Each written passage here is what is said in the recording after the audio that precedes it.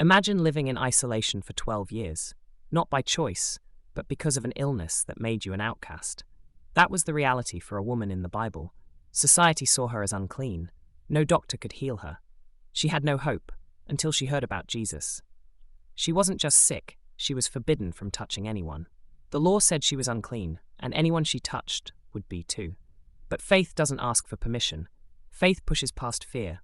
So she took a risk. Weak, trembling, and desperate, she pressed through the crowd. Every step was a battle. People shoved her, glared at her, maybe even whispered about her. But she didn't stop. If I can just touch his robe, I will be healed. Not maybe, not I hope so, but I will be healed. That's faith. The moment her fingers brushed the hem of Jesus' garment, power surged through her body. For the first time in 12 years, relief, healing. And then Jesus stopped. Who touched me? The disciples were confused. The crowd was pressing in from all sides. How could he ask that? But Jesus knew. Faith had reached him.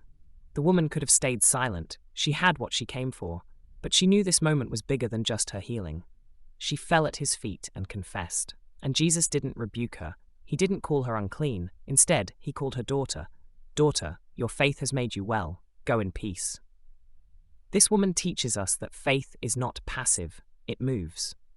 It pushes through obstacles, past fear, beyond human opinions. Many of us have struggles we've carried for years. Doubts, fears, sickness, brokenness. But the question is, are we willing to reach out? Faith is more than believing in Jesus. It's believing enough to act, to step forward, to reach out, even when everything says we shouldn't. And just like he did for her, Jesus responds to faith. Not to status, not to qualifications, not even to perfection. Just faith.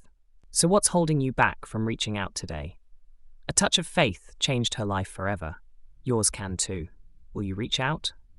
Don't forget to like and subscribe.